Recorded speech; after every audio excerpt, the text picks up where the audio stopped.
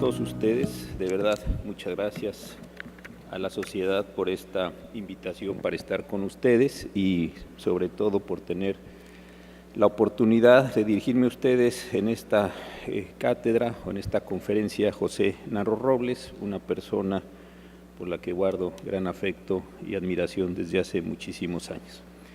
La conferencia José Narro Robles se intitula Las instituciones del sector salud, y creo que aquí empieza el primer problema que tenemos que analizar. Cuando vemos el diccionario y vemos qué son las instituciones, el diccionario de la Real Academia, por ejemplo, vemos que se refiere a organizaciones, a organismos, básicamente en el tema que ahora nos ocupa. Hay otras acepciones, pero yo quisiera concentrarme en estas dos. Para nosotros, quienes estamos en el campo del derecho, el concepto de instituciones es un poco más amplio. Lo que nos dice que son las instituciones, al final de cuentas, son un conjunto de prácticas, de símbolos, de normas, de organizaciones, de procedimientos que desde luego están regulados por el derecho. Consecuentemente, lo que voy a tratar de hacer ahora es hablar de algunos problemas institucionales o de algunos problemas de las instituciones del sector salud. Por supuesto que podría yo hacer un enfoque más tradicional y contar cómo es que han aparecido estas instituciones en el sector salud, cómo tenemos un seguro social, cómo tenemos un ISSSTE, cómo tenemos el sistema al que hemos llegado en la actualidad. Pero esto francamente no me parece conveniente hacerlo con ustedes. Ustedes conocen mucho más que yo de cómo hemos venido en una evolución histórica hacia tener lo que tenemos. Lo que trataré de hacer hoy, y lo platiqué con nuestra presidenta, con la doctora Lourdes Mota, es tratar de plantear algunos problemas, no muchos, 4 en particular, para que ustedes vean cómo es que desde el punto de vista jurídico creemos un grupo de personas que trabajamos estos temas de derecho y salud desde hace varios años, que hay problemas importantes en el sector salud y al final de cuentas voy a tratar de presentar algunos de estos. Cuando estaba escuchando la muy interesante mesa anterior, recordé, y lo voy a poner como un ejemplo, no lo traía contemplado para exponerlo hoy, pero un caso muy interesante de controversias constitucionales que tuvimos en la Suprema Corte de Justicia respecto al tema de la píldora del día siguiente. Este asunto es interesante por una razón. Una chica, en las condiciones que ustedes plantearon o que plantearon los ponentes, se presentó a unos servicios de salud municipales, pidió que le dieran una píldora del día siguiente y esta no le fue entregada. Vino con toda razón una serie de críticas de los sectores feministas, de las organizaciones, particularmente de GIRE, y el problema se enfocó como si las autoridades municipales no hubieran querido, prácticamente por una condición religiosa o ideológica, darle la píldora a esta chica. Pero en realidad lo que se presentó es un problema mucho más sutil y fue un problema jurídico. Lo voy a poner de entrada, insisto, no tenía yo contemplado hablar de esto, ahora regresaré a mi ponencia, pero voy a leer la parte correspondiente. Ahora bien, del contenido de este conjunto de disposiciones, desde luego jurídicas, es posible concluir que los municipios no tienen competencia delegada de manera directa en la ley estatal para prestar servicios de salud, por virtud del cual les pudieran resultar aplicables las normas oficiales 05/1992 y 046/2005. Este punto es importante, ya que desde los artículos analizados de la ley local se desprende que forzosamente deben existir convenios entre los municipios y el gobierno del Estado a través de la Secretaría Estatal para que puedan prestarse los servicios que la Ley General de Salud contempla para el Sistema Nacional como competencia de las entidades federativas. Es decir, mediante el modelo del Sistema Nacional de Salud, las competencias pueden ser ejercidas por los estados por distribución directa de la Ley General, las que a su vez en el Sistema Estatal de Oaxaca pueden descentralizarse a los municipios, ojo, mediante convenios de coordinación. ¿Por qué es interesante este tema? porque en muchas ocasiones todos nosotros tenemos claridad en la importancia de los objetivos, en lo importante de la política pública que queremos llevar a cabo, en las condiciones de realización, pero hay un tramo normativo que no está cumplido. Y si no está cumplido en términos de nuestro orden jurídico, si ustedes quieren de manera muy formal, pero así son las reglas del derecho, no se puede llevar a cabo la acción porque le falta un pedazo, un tramo normativo. Entonces, este asunto que fue muy grave, muy delicado, muy triste, no tenía que ver básicamente con una condición, insisto, ideológica o religiosa. Lo que tenía que ver desde el punto de vista que analizó la Suprema Corte de Justicia es que si ustedes imaginaran que para que una acción se pueda llevar a cabo en una cadena normativa, le faltaba uno o más tramos. Consecuentemente, cuando le preguntan a la autoridad, ¿puede usted realizar jurídicamente? Yo solo estoy hablando de lo jurídico. Jurídicamente esta acción, la respuesta es no, no lo puedo realizar. ¿Y por qué no lo puede realizar? Porque no se ha celebrado un convenio, en el caso concreto, pueden ser otras muchas circunstancias, por las cuales esa acción, insisto, no puede ser llevada a cabo. Entonces es muy importante los diagnósticos como los que hoy tenemos, desde luego que sí, es muy importante el planteamiento, la medición, el otorgamiento de los medicamentos, sí, pero también es muy importante el cumplimiento de las normas del orden jurídico, porque si no, buenas intenciones, acciones extraordinariamente importantes de salud pública en general no pueden ser realizados y no pueden ser realizados porque no hay una comprensión cabal del orden jurídico. Yo sé que algunos de ustedes dirán, a mí me parece que estas sutilezas jurídicas son bastante irrelevantes, pero quienes están en la burocracia y pueden ser sujetos de responsabilidad administrativa, a veces en condiciones muy arbitrarias, o sujetos de responsabilidad penal, o simple y sencillamente no lograr los contenidos normativos que piensen lograr, sí es importante que así como nos ocupamos del fenómeno, así como nos ocupamos del tema médico, también nos ocupemos del fenómeno jurídico, porque si no es así, no va a lograrse el resultado. Quería compartir con ustedes este tema que acaba de suscitarse en la mesa anterior, como un ejemplo de lo que voy a tratar de explicar hoy brevemente. Entonces, mi problema general no es analizar los 4 temas, quiero eso dejarlo en claro. Voy a tratar de presentar 4 problemas que a mi parecer son sumamente delicados, de lo que podría ser como arreglo institucional para que a final de cuentas tuviéramos una mejor realización de la salud en el país a través de los instrumentos jurídicos. Y al final voy a tratar de presentar una reflexión en estos términos actuales holística, de donde creo yo que podría haber una solución en este sentido. Voy a empezar con lo muy básico, no porque ustedes no lo sepan, sino simplemente para que yo me pueda orientar. Como ustedes saben, el 4º párrafo del artículo 4º constitucional dispone que todas las personas tenemos un derecho a la protección a la salud. Muy bien.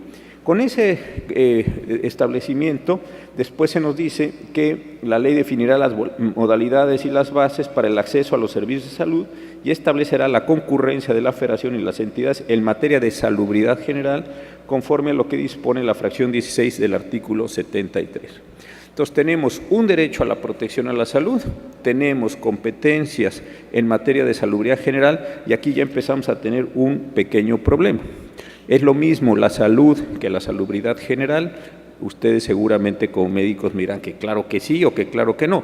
Jurídicamente se nos genera un problema porque tenemos 2 terminologías distintas para estos mismos efectos. La Ley General de Salud, ahora entraré con ella, ya sabemos, tiene 7 reglamentos para que vayamos simplemente teniendo en la cabeza.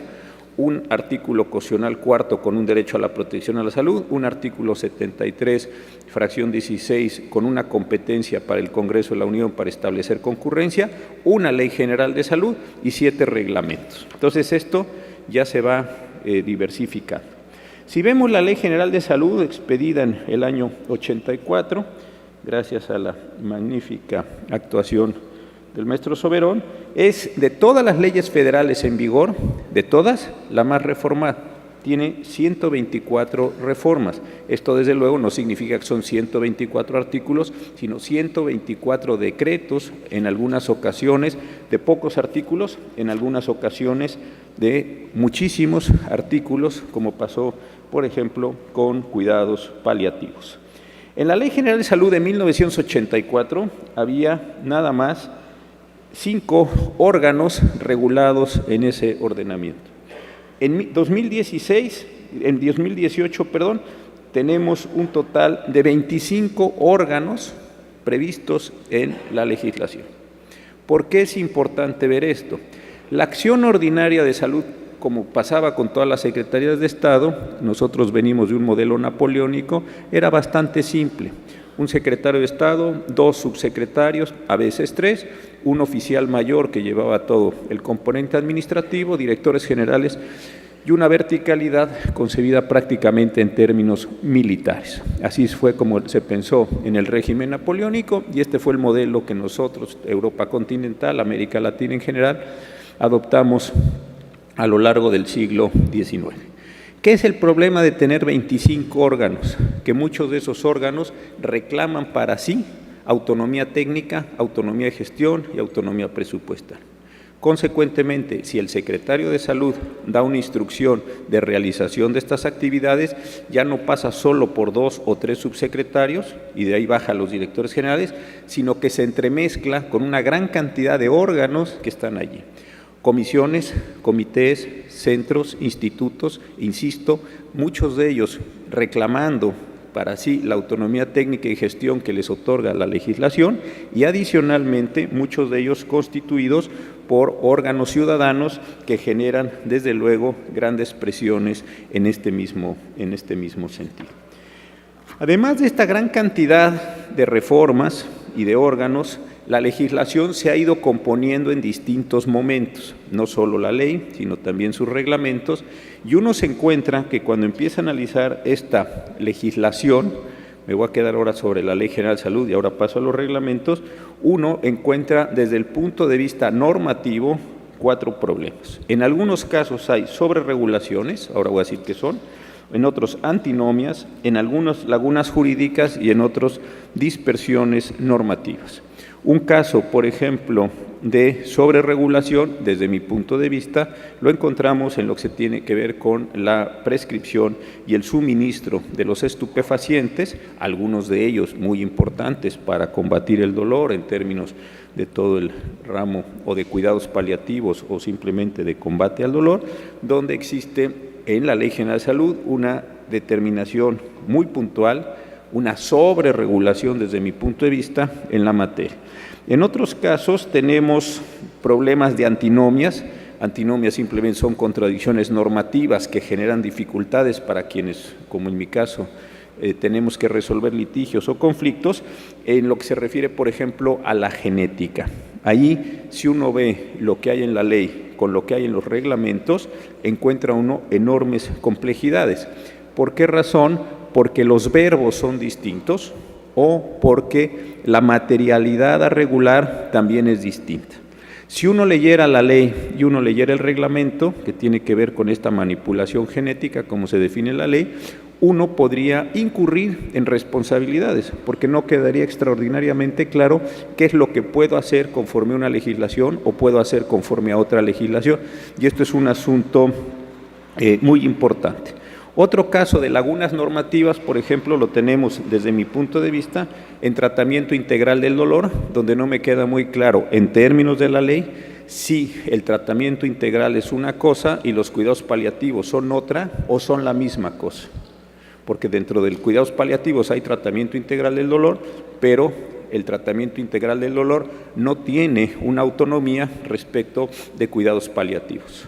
Entonces queda una condición de laguna donde uno acaba por no saber muy bien y otro caso, para no ver más, es el caso de la dispersión normativa. Un problema adicional de la Ley General de Salud es que se nos ha ido complicando mucho. ¿Por qué razón?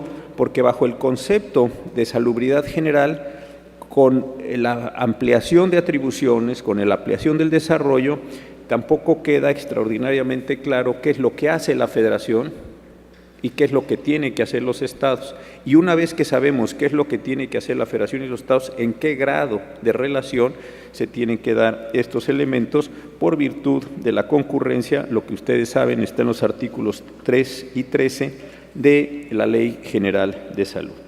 ¿Qué es entonces un primer problema institucional?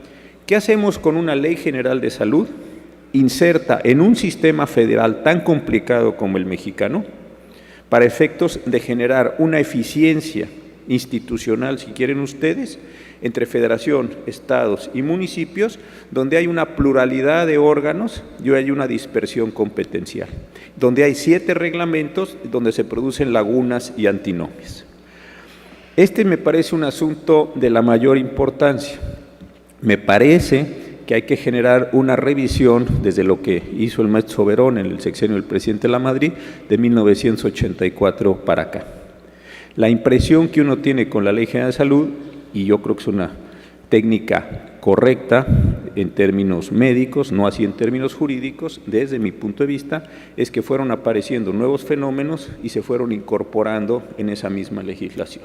Apareció cuidados paliativos, y apareció manipulación genética, aparecieron trasplantes, y fuimos poniéndole cosas, déjenme ponerlo así, sin mucha racionalidad, sin mucha, no quiero decir técnica, porque es difícil a veces entender el fenómeno que uno tiene enfrente y después hacer normas jurídicas de eso y además insertarlo completamente en un orden jurídico, así como en una condición de totalidad. Eso yo entiendo que se va actuando como se va pudiendo en muchas ocasiones, entiendo que una es la racionalidad técnica y otra es la racionalidad política de las cámaras, eso también me queda muy claro, y que no siempre se compaginan unas y otras. Pero desde mi punto de vista, mientras no nos metamos con seriedad a pensar este sistema de salud, salubridad general, derecho a la protección de la salud, los nuevos fenómenos y la forma de reordenarlos entre sí, vamos a encontrar, desde mi punto de vista, que la legislación, lejos de ser una palanca para que podamos impulsar cosas, para que podamos lanzar cosas, para que podamos lanzar acciones pues, de salud, va a frenar en muchas de estas condiciones. Regreso a mi ejemplo muy simple, muy trágico, pero muy simple, de lo que decíamos hace un rato de Oaxaca y la píldora al día siguiente. ¿Usted, señor funcionario, me puede dar la pastilla? No.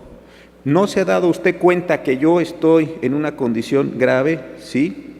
¿Le parece mal mi situación? Malísimo. Pero no lo puedo hacer porque no hay una norma jurídica que me lo autorice. Yo pensaba, si yo estuviera en la situación de ese funcionario, tal vez por condición humana hubiera ido a la farmacia, yo, a comprar la píldora y decirle, te regalo esta píldora y tú sabes si te la tomo. Porque jurídicamente no tengo la posibilidad de actuar en ese sentido correcto. ¿Por qué? Porque la norma jurídica no me autoriza así hacer ese tipo de acción. ¿Por qué? Otra vez, porque faltó un tramo normativo. Si eso lo magnificamos o lo llevamos a una escala de todo la Ley General de Salud, pues la cantidad de problemas que se nos están presentando son enormes en este caso. Dejo el tema de la Ley General de Salud. Voy a un segundo ejemplo institucional, y este ejemplo me parece todavía, si cabe, más triste. Yo creo que en el artículo 73, fracción 16, tenemos una de las herramientas en materia de salud más poderosas que tiene cualquier Estado nacional, y es el Consejo de Salubridad General de la República. Yo de veras que cada vez que hablo de esto y releo partes de lo que dijo en los debates, o cuando he tenido la oportunidad de ir a la Secretaría de Salud y ver los retratos que tiene allí de los que fueron secretarios, admiro mucho lo que hizo el doctor Rodríguez, la perspicacia que tuvo, la capacidad que tuvo en el constituyente de imponer el Consejo de Salubridad General, tomar esta figura administrativa que ya estaba en el porfiriato y llevarla a la Constitución, para mí es increíble. El Consejo General de Salubridad dependerá directamente del Presidente de la República, sin intervención de ninguna Secretaría de Estado, y sus disposiciones generales serán obligatorias para todo el país. No hay órgano constitucional en este país que tenga esta condición y este poder. Las determinaciones del Consejo en materia de alcoholismo, sustancias que envenenen a las personas, prevención y contaminación ambiental, serán, al final de cuentas, revisadas solo por el Congreso de la Unión, ni siquiera por el presidente. Tenemos ahí una institución potentísima, constitucional, que no hay que inventar, no hay que crear, no hay que traerla ahí como se vaya pudiendo, del derecho comparado, para que haga una cantidad de cosas extraordinarias. ¿Qué es lo que ha sucedido?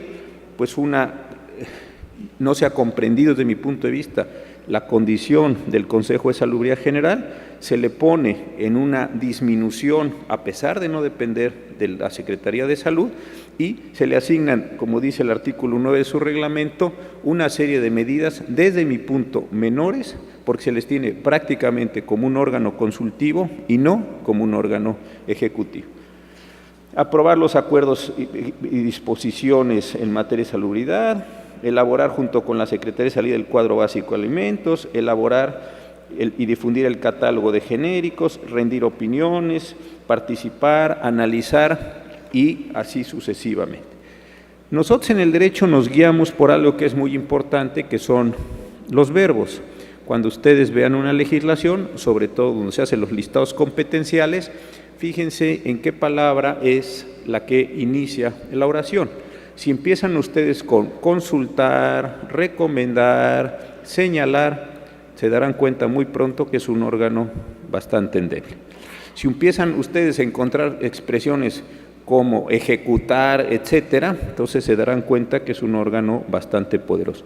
Revisen bajo esta perspectiva que les propongo el Consejo de Salubridad General de la República y se encontrarán que son un órgano de recomendación, de consejo, de asesoría, salvo en algunas atribuciones menores que por otro lado quedan, me parece que en la actualidad, un poco confundidas con lo que tiene otorgado el COFEPRIS. Entonces, ahí creo que hay un problema importantísimo de lo que podría estarse haciendo con el Consejo de Salubridad General. Cuando el doctor Kersenovich estaba al frente del Consejo de Salubridad, platicábamos de la posibilidad, voy a usar esta expresión, de empoderar al propio Consejo de Salubridad, para entender que aquí está la Secretaría y aquí está el Consejo de Salubridad, que tienen diferencias entre unas y otras, y que este Consejo de Salubridad podría ser otra vez una palanca importantísima en términos de ejecución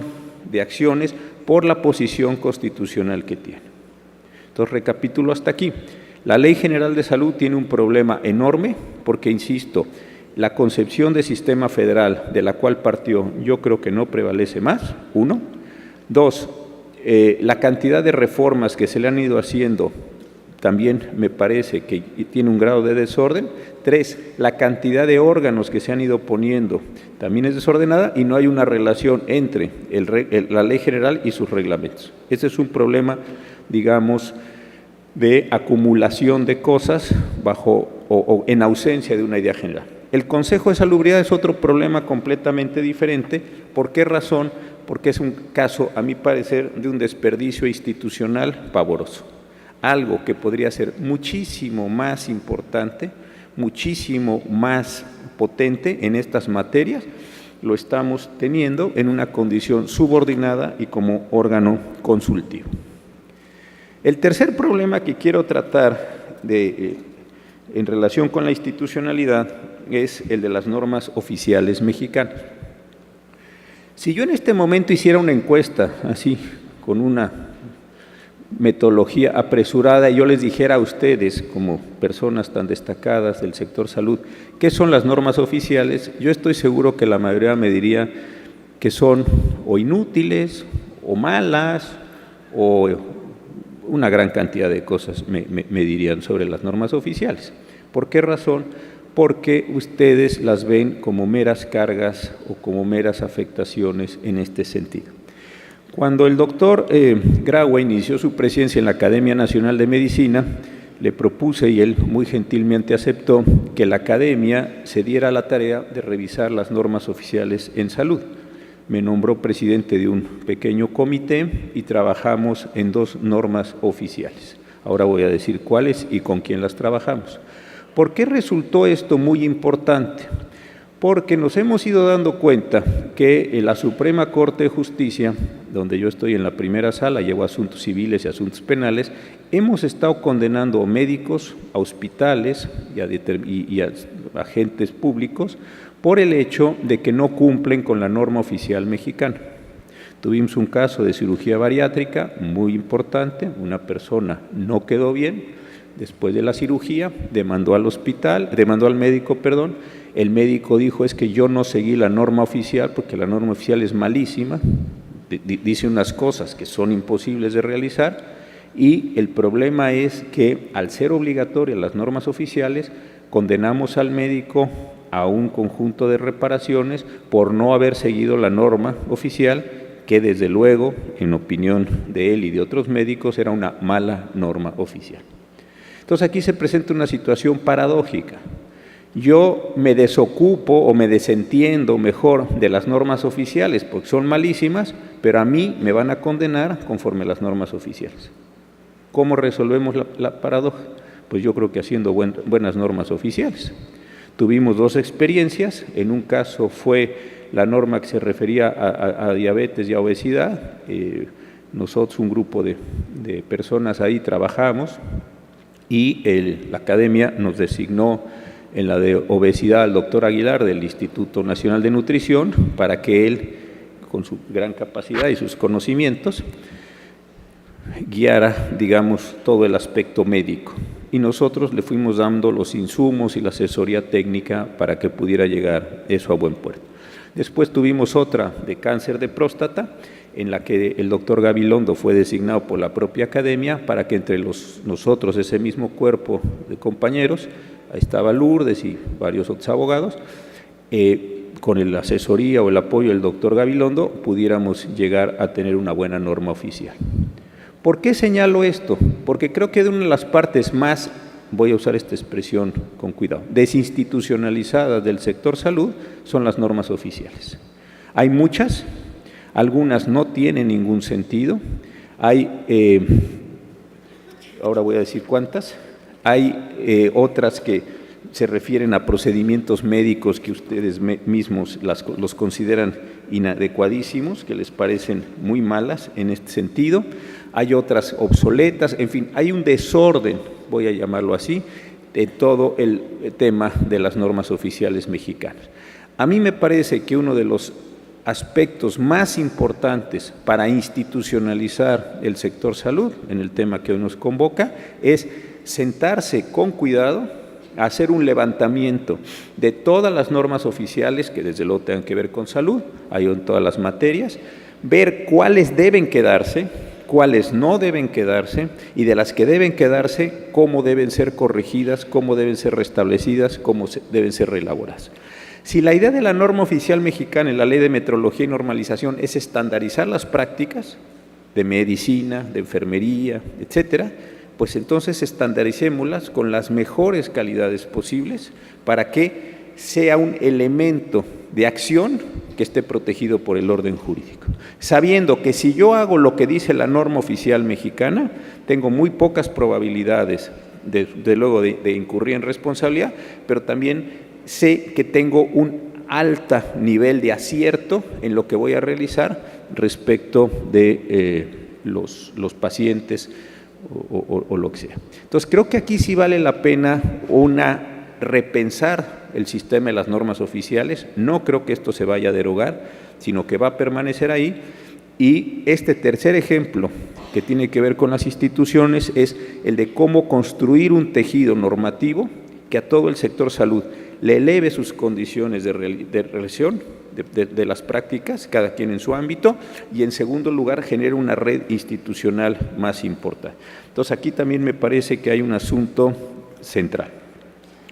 Un cuarto tema es el que se refiere al Comité Normativo Nacional de Consejos de Especialidades Médicas y, por supuesto, a los consejos de especialidades médicas, a la CONASEM. ¿Por qué es importante esto? Tuvimos un asunto en la Suprema Corte respecto de una cirugía estética. Una persona que resultó lastimada por la cirugía estética vino a la Corte y nos planteó una demanda, y la contestación que dio el médico o la médico de una entidad federativa fue: Yo soy médico general, mi título dice que soy médico cirujano y consecuentemente puedo practicar todas las cirugías que yo quiera. No necesito una certificación adicional del Consejo de Especialidades de esta rama de la medicina. La respuesta de la Corte fue: usted no tiene una libre disposición de su profesión porque precisamente el artículo 4 está disponiendo que hay un derecho a la protección de la salud y el Estado, en cosas tan valiosas como la salud o la vida que ustedes administran, tiene que tener algunas salvaguardas o algunos elementos. Consecuentemente, le negamos el amparo que solicitó esta doctora y validamos la posición de los consejos de especialidades médicas. Esto fue, me parece, un punto muy importante. Sin embargo, hace poco tiempo se presentó un asunto mucho más delicado. Una persona presentó un amparo, también ante una reclamación, y nos preguntó no por si él tenía que estar certificado por el Consejo de Especialidad Médica, sino cuál era el estatus jurídico, primero, de los consejos de especialidad y segundo, del Comité Normativo Nacional. Aquí ya la pregunta es distinta. ¿Por qué es distinta la pregunta? ¿Está bien que nuestro orden jurídico, un consejo de especialidades, determine mi condición o las condiciones de mi práctica profesional? ¿Por qué ese consejo y no otro? Porque ese consejo depende del Comité Normativo Nacional. Y aquí sí se presentó una situación mucho más compleja. No tuvo resolución ese juicio de amparo porque el médico se desistió y ya no tuvimos que pronunciarnos sobre este caso, resuelto apenas, que se iba a resolver el 7 de junio del 2017. La pregunta aquí entonces, insisto, sí es más importante, no es yo tengo que tener una certificación, sino por qué ese certificador me puede certificar a mí y de su certificación depender la condición de mi práctica profesional. Muy interesante este problema que hasta hoy no está resuelto.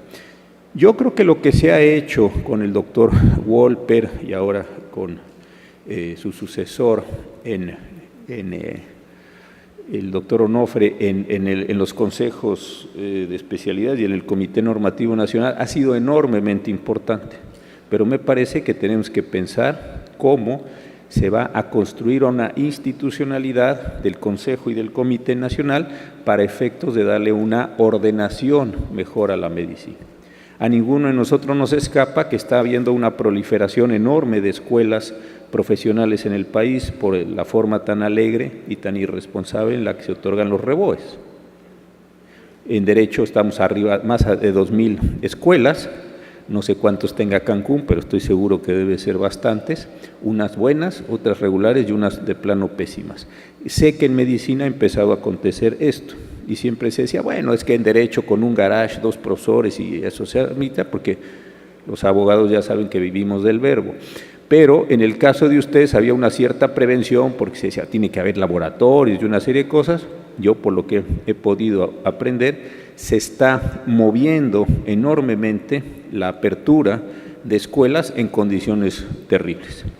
Y lo malo es que no hay, una vez que se tiene la licencia, la patente, es muy difícil definir quién es un buen médico, un médico malo, como pasa con los abogados, hasta que se producen iatrogenias o cosas muy lamentables para la salud o la vida de las personas. Este es un asunto de verdad importante.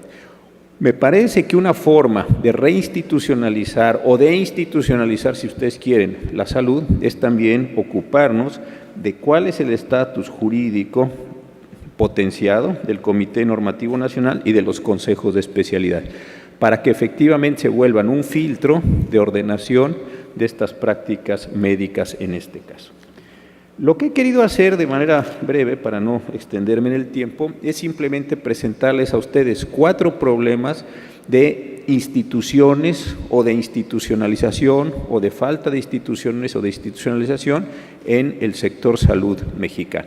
Creo que de verdad son problemas muy importantes porque ustedes hacen un enorme esfuerzo material, un enorme esfuerzo académico. Ustedes logran ideas muy potentes en términos de salud, en términos de identificación de patrones, etcétera, pero si no son capaces o no somos capaces de tomar esas ideas, esas acciones, esas prácticas, lo que decía hoy el doctor Sepúlveda en su conferencia en la mañana de la vacunación, etcétera, y hacerlas prácticas cotidianas sustentadas en normas jurídicas, me parece que todas esas grandes ideas se pierden en su traslado, digámoslo así, a la sociedad.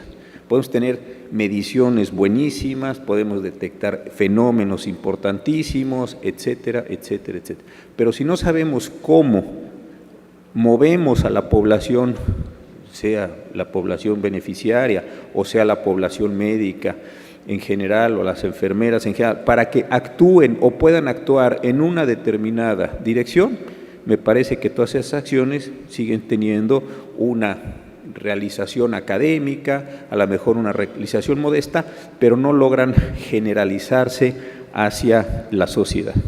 Hace algunos años participé en un seminario bien interesante de cuidados paliativos, también con Lulú, ahí en el Instituto Nacional de Cardiología, y me recuerdo que una jefa de enfermería del servicio pediátrico del Hospital General me dijo, oiga, pues yo tengo mucho miedo ¿te acuerdas, Lulú?, de recetarle a las personas cierto tipo de anestésicos muy poderosos porque son población infantil y yo siento que estoy caminando en el espacio, no encuentro cuál es mi normativa.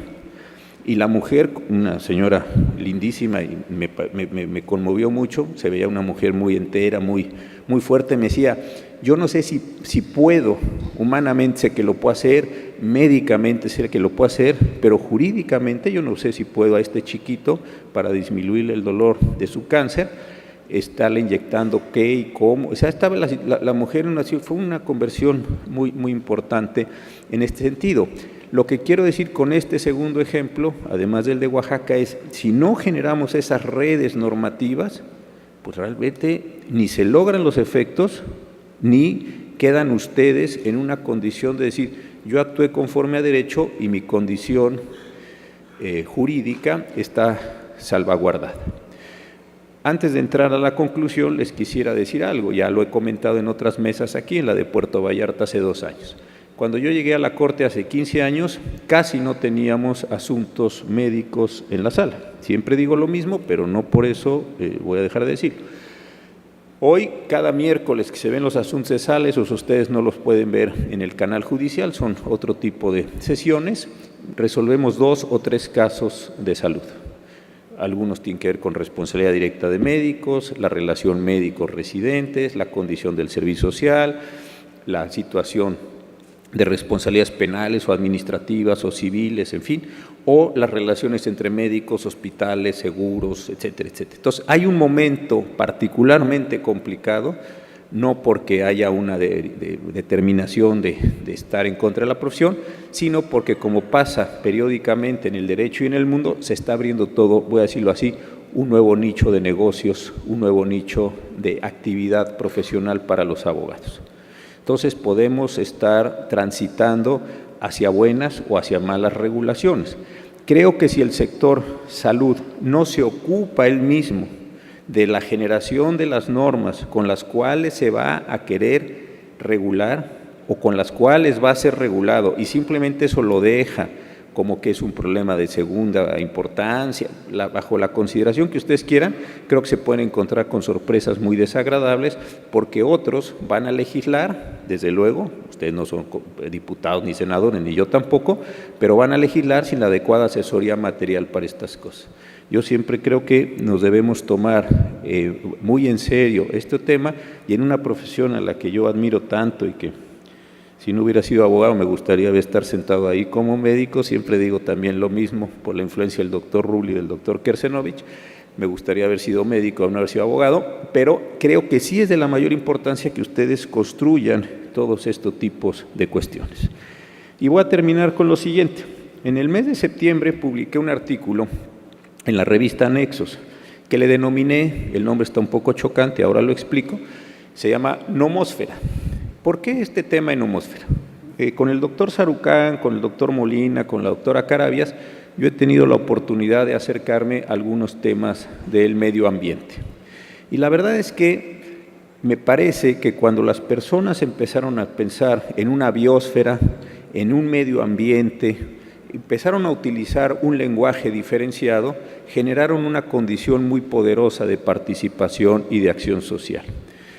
En ese artículo decía, imaginemos cuando simplemente se decía la Tierra. La Tierra era redonda, la Tierra era una especie de objeto y en un proceso civilizatorio, pues la Tierra era un lugar a ir a conquistar, un lugar en el cual quedarse, un lugar en el cual se podían hacer cosas. Si se depredaba o no, si se morían las especies, si se acababan con ellas, era irrelevante. La Tierra había que ir a por ella, había que hacer cosas en ella, había que aprovecharse de ella.